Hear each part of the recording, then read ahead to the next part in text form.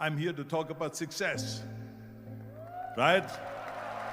The first rule of success is to have a vision. You see, if you don't have a vision of where you go, and if you don't have a goal where you go, you drift around and you never end up anywhere.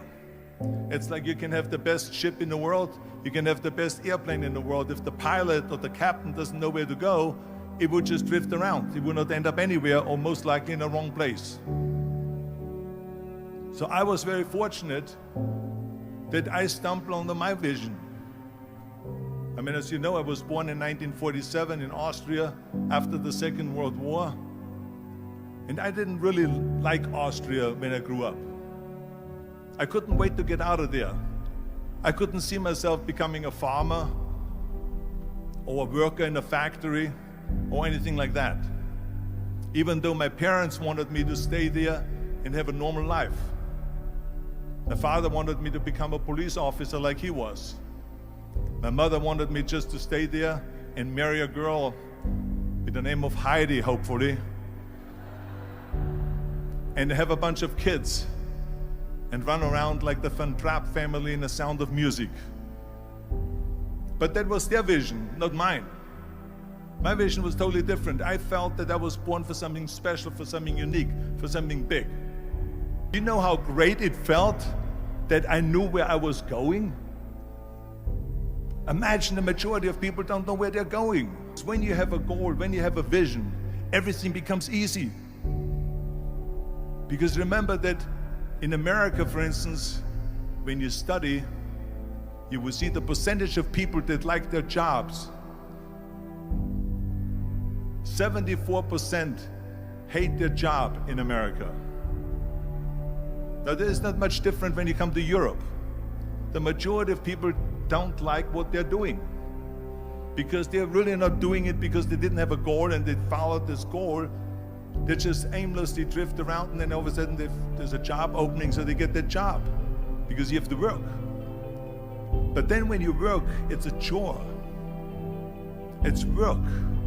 It's not fun. So if you think about, only a quarter of the people really enjoy what they're doing in life. That is unbelievable if you think about it. So I felt so blessed that I knew what I was doing.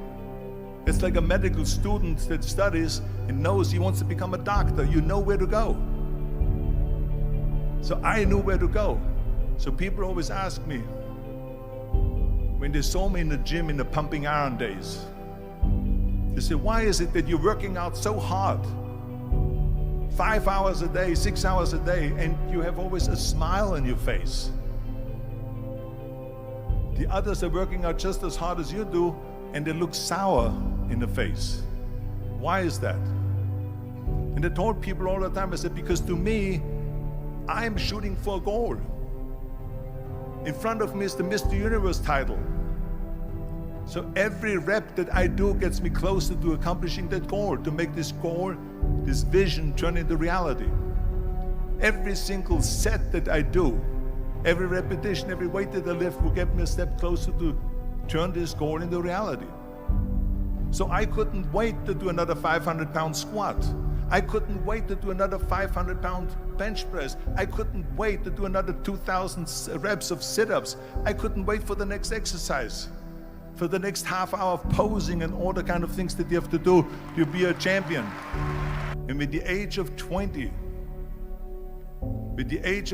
I went to London and I won the Mr. Universe contest as the youngest Mr. Universe ever.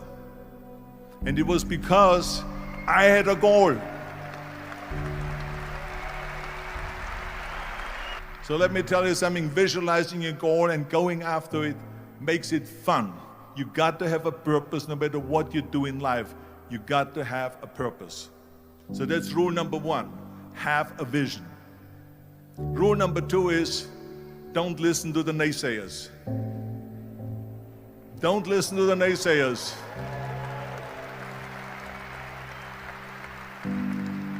Everything I ever did, the thing that I heard out of people's mouth was, that's impossible.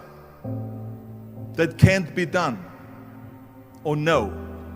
So whenever someone said to me, it can't be done, I heard, it can be done.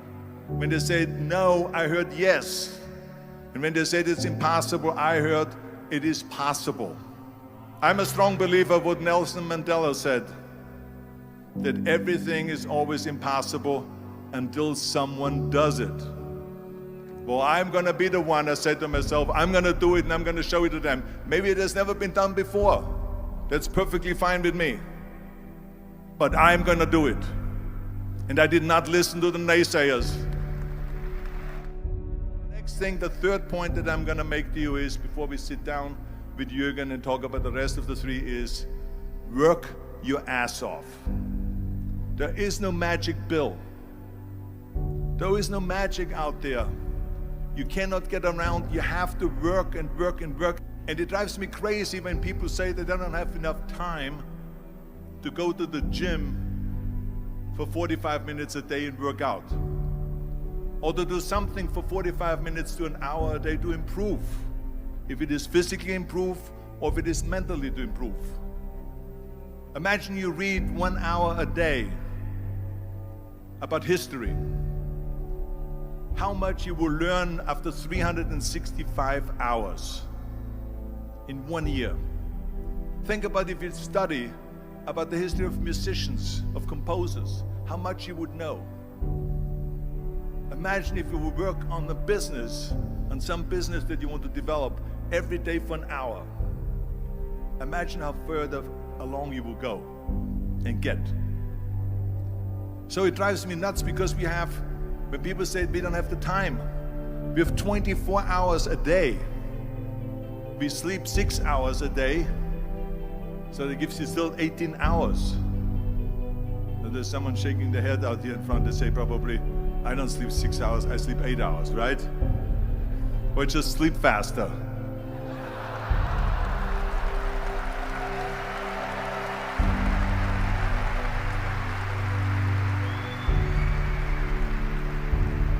So we have 18 hours a day. The average person works around 8 to 10 hours. So let's assume it's 10 hours, so we have 8 hours left. Then you travel around an hour a day, maybe 2 hours a day. So now you have still 6 hours left. So what do you do with these 6 hours? What do you do with these 6 hours? Then we eat a little bit, then we schmooze a little bit, talk a little bit to people and all that stuff. But you can see how much time there is available if you organize your day. So you got to work hard. I mean, let me tell you something. When I went to America, I went to college. I went and worked out 5 hours a day. And I was working on construction. Because in those days in bodybuilding, there was no money. I didn't have the money for food supplements or anything. So I had to go to work. So I worked on construction.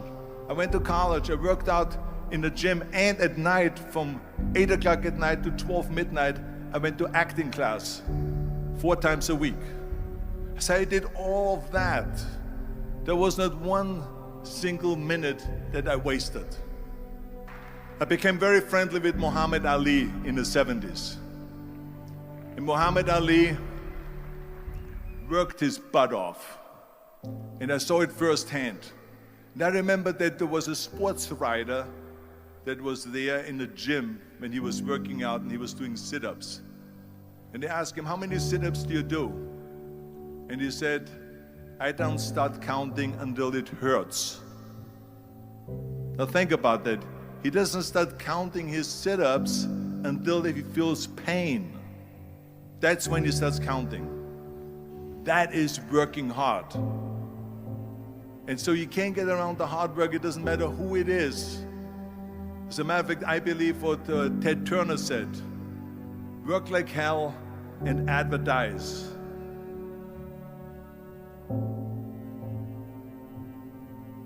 You get it? Work like hell, go to bed, and early to rise, work like hell and advertise. So you work your ass off, and then you let the world know about your work. That's what it is all about. Let people know. If you have a company, if you have a movie, if you do a sports, work your ass off, but then advertise and let everyone know. I hate plan B. And I tell you why. Because we have so many doubters, as I've said earlier, the no-sayers. We have so many of those people that say no, and you can't do it, it's impossible. That is okay, because we just turn off, as I said earlier, and we listen and we hear the no being a yes. You can't do it, you can do it, and all of that. So that is possible to do that amongst all the negative people around you. But when you start doubting yourself, that's very dangerous. Because now what you're basically saying is that if my plan doesn't work, I have a fallback plan, I have a plan B. And that means that you start thinking about plan B, and every thought that you put into plan B, you're taking away now that thought and that energy from plan A.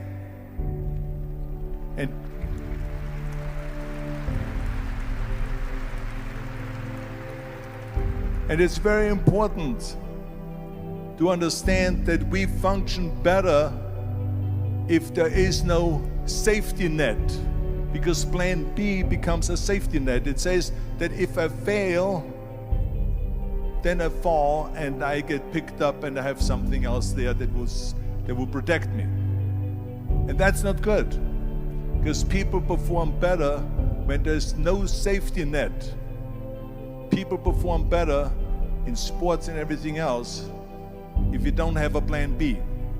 To me, it is very dangerous to have a plan B, because you're cutting yourself off from the chance of really succeeding. And the reason, one of the main reasons why people want to have a plan B is because they are worried about failing. What is if I fail, then I don't have anything else? Well, let me tell you something. Don't be afraid of failing, because there's nothing wrong with failing. You have to fail in order to climb that ladder. There's no one that doesn't fail. We all fail. It's okay.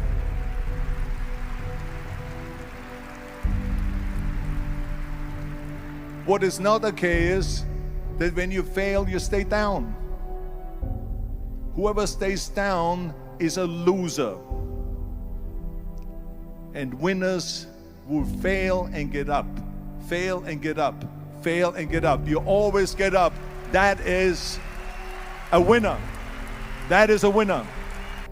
Hey, we all lose. We all have losses. This is okay. And this is why I say don't be worried about losing, because when you're afraid of losing, then you get frozen. You get stiff. You're not relaxed.